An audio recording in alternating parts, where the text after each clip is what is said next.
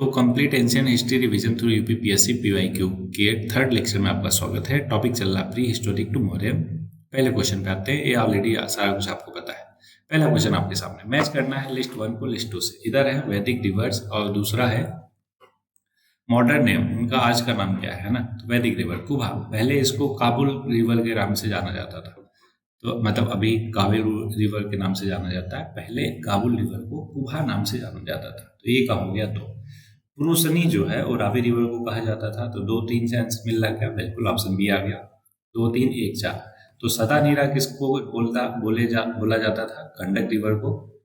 और सुदोत्री जो है वो सतलज रिवर को बोला जाता था वैदिक काल में। अब यहाँ पे मैंने सारे के सारे रिवर्स जो है उनका एंशियंट नाम बता दिया है, तो होपफुली आपको ध्यान में रहेगा। अगला है तुरामाया, एक कंटेम्प्रेरी है अशोका के। वो रूलर थे किसके? चारों में से करेक्ट जवाब है इजिप्ट के वो रूलर थे उस टाइम पे, अशोका के टाइम पे।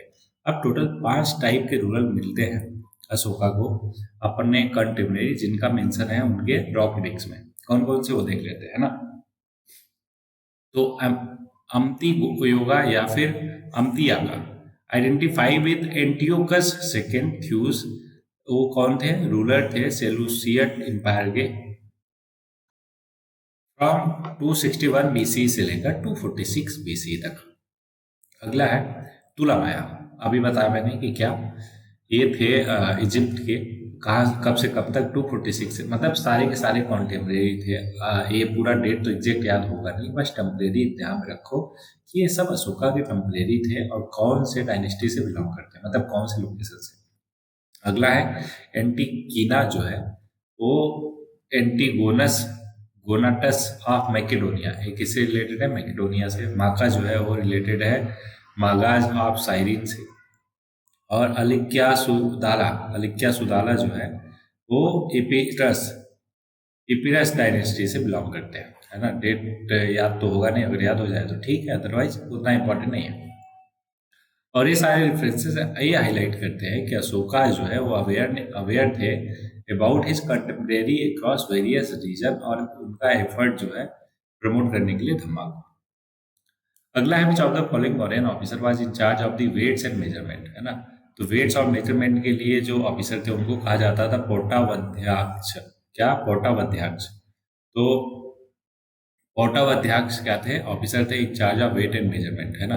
अब यहाँ पे मैंने लिस्ट प्रोवाइड कर दी है 27 अध्यक्ष, मतलब कि जो ऑफिसर थे, जैसे कि अकाराध्यक्ष क्या थे? माइनिंग ऑफिसर थे। लौहाध्यक्ष, नाम में ही लौ है, मतलब मेटलर्जी ऑफिसर होंगे। और लक्षाध्यक्ष के थे, कौन थे? कॉइन मिंटिंग वाले ऑफिसर थे।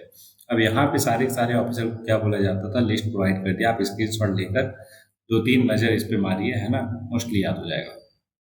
अगला है who among the following is regarded as the war god of the Rigveda. याद है मैंने इंद्र को बताया था कि इनको पुरंदर भी कहा जाता है।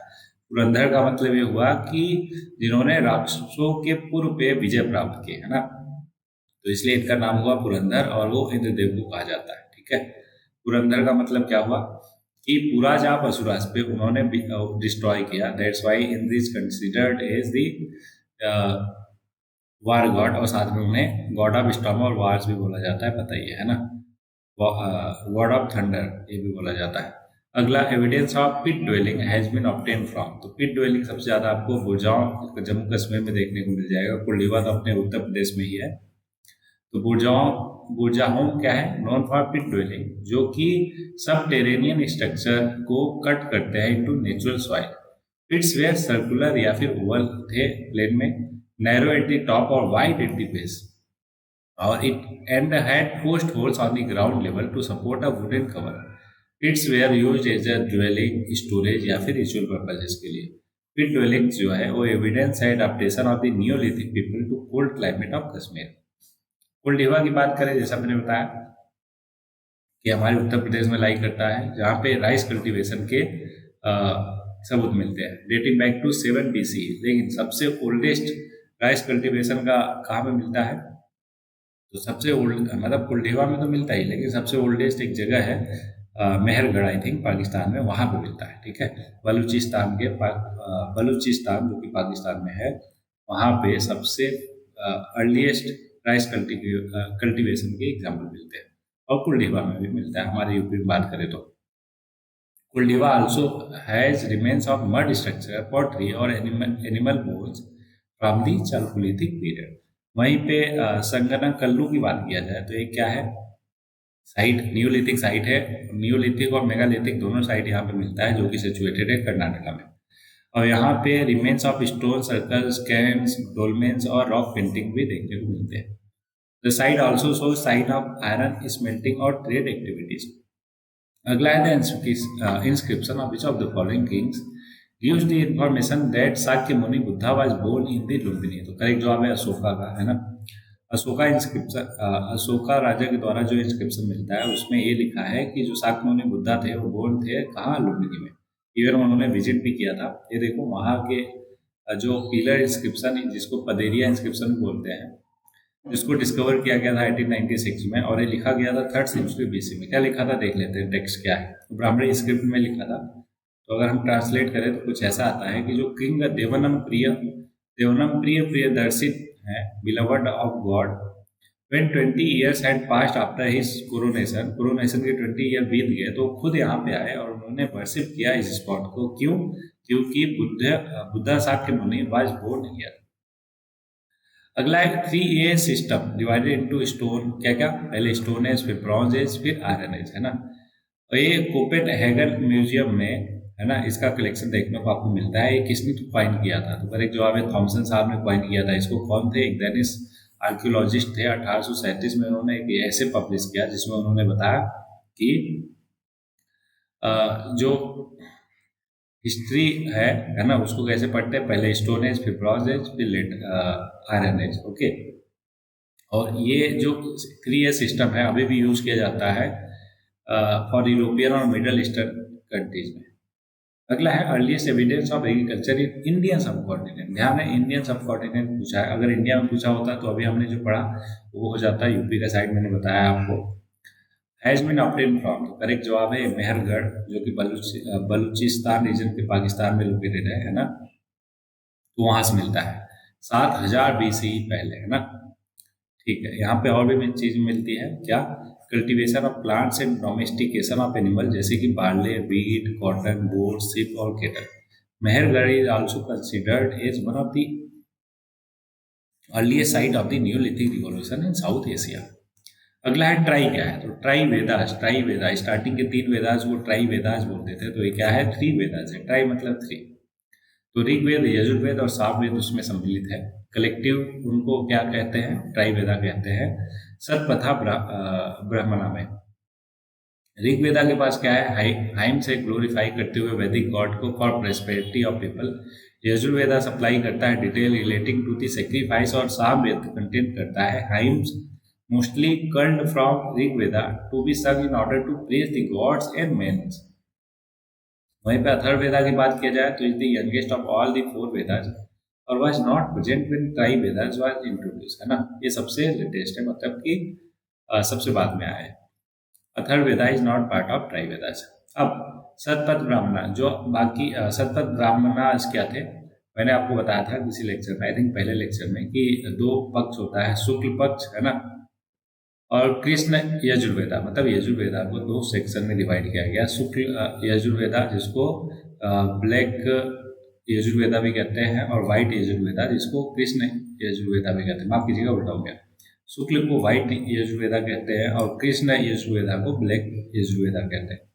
It is attributed to Vedic sage Yajnavalkya predominantly in its explanation of sacrificial, है ना, ceremony. The Shatapatha Brahmanas deliver करते हैं टेक्निकल इंफॉर्मेशन ऑफ ज्योमेट्री और experimental astrophysics from the Vedic era. Shatapatha Brahmana give detail about the expansion of the Aryans to the eastern part of the Indian subcontinent, और refer करते हैं eastern river जैसे कि गंगा और यमुना को, and that is mention the presence of Aryan settlement in this area as well. अगला है Vedic river Askini, है ना, identify with which of the following river. पहले अस्किनी का नाम क्या था? याद करो, स्टार्टिंग में ही मैंने लिस्ट दे दिया था, उसमें आप देखोगे तो अस्किनी जो है वो पहले चिनाब रिवर को बोला जाता था। आज की जो चेनाब रिवर है उसको पहले अस्किनी बोला जाता था ऋग्वैदिक पीरियड में। यहाँ पे फिर से मैंने लिस्ट प्रोवाइड कर दिया, जैसे सिंधु को इंडस बोला जाता था, सुतुत्री को सतलज, वितास्ता को झेलम, विपाशा को बीस, अस्किनी को चेनाब और पारुसनी को रावी रिवर के नाम से जाना जाता था। अगला है, which of the following river mention in the Rigveda indicate करता है relation of the Aryan with Afghanistan. Aryan को अफगानिस्तान से है ना कौन सी रिवर जोड़ती है? तो करेक्ट जवाब है कुहा रिवर। क्यों? क्योंकि इसको काबुल रिवर भी बोलते हैं ना। तो ये कहाँ पे फ्लो करती है? अफगानिस्तान तक फ्लो करती है। कहाँ से निकलती है? ये निकलती है Sanglakh range of Hindu Kush mountain in Afghanistan, है ना। और more specific this river is main river in the eastern part of the Afghanistan, और उसको कबाल रिवर के नाम से भी जाना जाता है। और ये रिवर मेंशन है ऋग्वेदा में, earliest scripture of Hinduism under the name of कुहा। क्या बोलते थे पहले उसको? कुहा। First Buddhist council was held, सबको पता है 483 बीसी में पहला बुद्धिस्ट काउंसिल हुआ था। और एक इसके अजात शत्रु के, हरण्यकाश डायनेस्टी के जो राजा थे अजात शत्रु, उनके काल में हुआ था, रीन में हुआ था, है ना। और इसको प्रिसाइड किसने किया था? महाकश्यप ने डिसाइड किया था, और जो कि क्लोजेस्ट बुद्धिस्ट के डिसाइपल थे। और पर्पज ऑफ द काउंसिल क्या था? प्रिजर्व करना बुद्धास की टीचिंग को और मोनास्टिक डिसिप्लिन को। अगला है, विच स्टेट द नवदटोली, क्या नवदटोली जो है किसमें कौन से लोकेटेड है?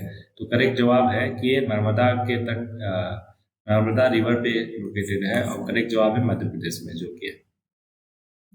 और it can refer to chalcolithic era में सेटलमेंट है located on the Narmada river in Madhya Pradesh in central India. Ancient village है जो कि इनहेबिट हुआ था थ्रू 4 टेम्पोरल स्टेज, और हर एक डिफाइन करता है डिस्टिंक्ट टाइप ऑफ पॉटरी। यहाँ पे साइड एक्सकेवेट हुआ था 57 से 1959 तक 2 सीजन में। चालकुलेथिक साइट, बाकी चालकुलेथिक साइट की बात करें तो यहाँ पे मैंने लिस्ट प्रोवाइड कर दिया, आपको क्या देखना है? जैसे अहर कल्चर, है ना। तो कहाँ पे था? अगर कोई रिवर है, जैसे Banas valley of south eastern Rajasthan, और किसके लिए जाना जाता है? बानस कल्चर के लिए। Among the earliest chalcolithic culture of India. वहीं पे दाइमाबाद कल्चर जो है, ये culture Ahmednagar district of Maharashtra में मिलेगा, जो कि प्रवारा रिवर के पास में है, और इसका डेट है यहाँ से यहाँ तक, और एसोसिएटेड है लेट हड़प्पन फेज। वहीं पे कथ्या कल्चर की बात करें तो चालकुलेथिक कल्चर है, named after the type of site का था।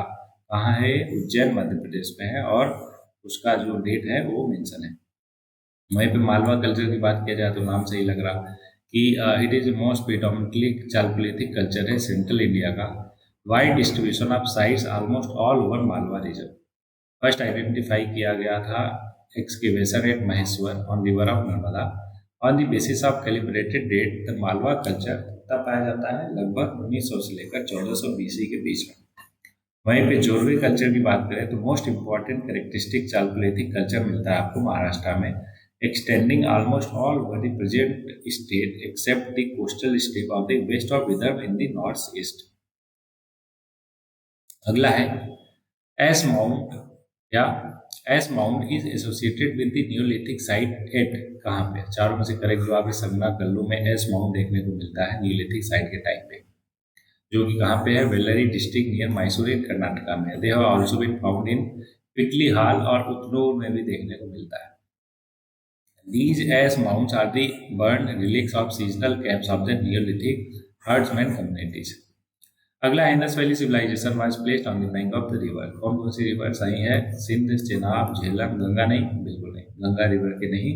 पहला, दूसरा, तीसरा करेक्ट है। इंडस रिवर सिस्टम नहीं, क्या है? Indus valley civilization. Ganga valley जो है known to the people of Vedic civilization है, not the Indus valley civilization. Indus valley civilization flourish around the major river. कौन कौन से? सिंधु, चेनाब, झेलम, घाघरा, साबरमती और सरस्वती रिवर। अगला question, which of the following animal is not depicted of the Harappan seal? तो bull भी है, elephant भी है, हॉर्स नहीं है, सिप है। ऐसा माना जाता है हॉर्स जो है आर्यन लेकर आए थे ऋग्वैदिक पीरियड के टाइम पे, मतलब आफ्टर इंडस वैली सिविलाइजेशन। ठीक है, तो कौन कौन से एनिमल देखने को मिलते हैं? The common animal motive were unicorn, humped bull, rhinoceros, tiger, elephant, buffalo, bison, goat, sheep and ये सारा कुछ।